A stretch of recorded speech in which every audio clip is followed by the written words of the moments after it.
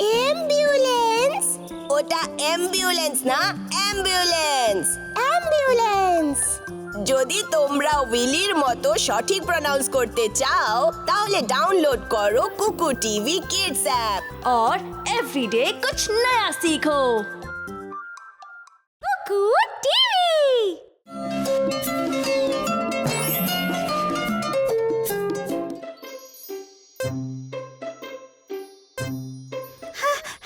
আচ্ছি। আচ্ছি। আচ্ছু। You নাইরা, হাঁচি দেওয়ার সময় নিজের নাক আর মুখ ঢাকা উচিত। হাঁচার সময় নিজের নাক মুখ কেন ঢাকা উচিত? কারণ যখন তুমি তোমার নাক আর মুখ না ঢেকে হাঁচি দাও তখন সমস্ত জীবাণু হাওয়াতে বাইরে চলে আসে আর তারপর আমার শরীরেও প্রবেশ করতে পারে। তারপর আমিও তোমার মতো অসুস্থ হয়ে পড়বো। আমার মনে হয় না এটা সত্যি। নায়রা, নীল একদম ঠিক বলছে। যখনই তুমি হাঁচি দেবে বা কাশবে সবসময় নিজের মুখ ঢেকে নেওয়া উচিত, কারণ এর থেকে তোমার মুখ থেকে বেরোনো জীবাণু অন্যের শরীরে প্রবেশ করতে পারে আর সেও অসুস্থ হয়ে পড়তে পারে। তাই হাঁচা এবং কাশার সময় সব সময় নিজের মুখ ঢেকে রাখা উচিত। টিস্যু বা রুমালের ব্যবহার করা উচিত। আমাদের সব সময় নিজেদেরকে সুরক্ষিত এবং পরিষ্কার রাখা উচিত। আমাদেরকে ব্যক্তিগত স্বচ্ছতা কেন রাখা উচিত বাবা?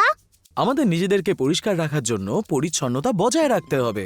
নিজের শরীরকে পরিষ্কার রাখা কিন্তু খুব গুরুত্বপূর্ণ জিনিস। যদি আমরা নিজেদেরকে পরিষ্কার না রাখি তাহলে কিন্তু বিভিন্ন রকমের জীবাণু আর কীটাণু আমাদের শরীরে প্রবেশ করতে পারে এবং একই সাথে অসুস্থও করতে পারে।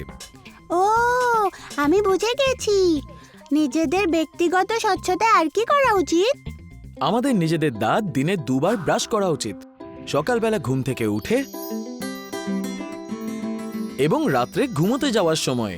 এতে আমাদের মুখ পরিষ্কার থাকবে। এর ফলে আমাদের দাঁত, আমাদের মাড়ি একদম সুরক্ষিত এবং পরিষ্কার থাকবে।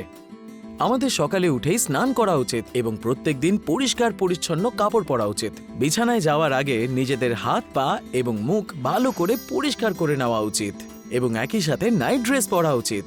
নেইল কাটার দিয়ে নিজেদের নখ পরিষ্কার রাখা উচিত।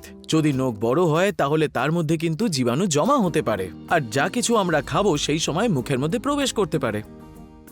আমাদের বাথরুম ব্যবহার করার পরে, বাইরে থেকে খেলে আসার পরে, এমনকি খাবার খাওয়ার আগে নিজেদের হাত ভালো করে ধোয়া উচিত। আমাদের নিজেদের চুলও পরিষ্কার করা উচিত এবং তাতে চিরুনি দিয়ে পরিষ্কার করা উচিত এবং নিজেদের চুল একদম পরিষ্কার রাখা উচিত। না হলে চুল কিন্তু ক্ষতিগ্রস্ত হয়ে ভেঙে পড়ে যায়। যদি আমরা চুল পরিষ্কার না রাখি তাতে উকুন নামক এক পোকা বাসা বাঁধতে পারে। ও, আমি সব সময় ব্যক্তিগত স্বচ্ছতার উপর নজর রাখবো বাবা। আমাকে ব্যক্তিগত স্বচ্ছতার ব্যাপারে বলার জন্য ধন্যবাদ। এটা তো খুব ভালো ব্যাপার নায়রা। আমি আনন্দিত যে তুমি আজকে নতুন কিছু শিখলে।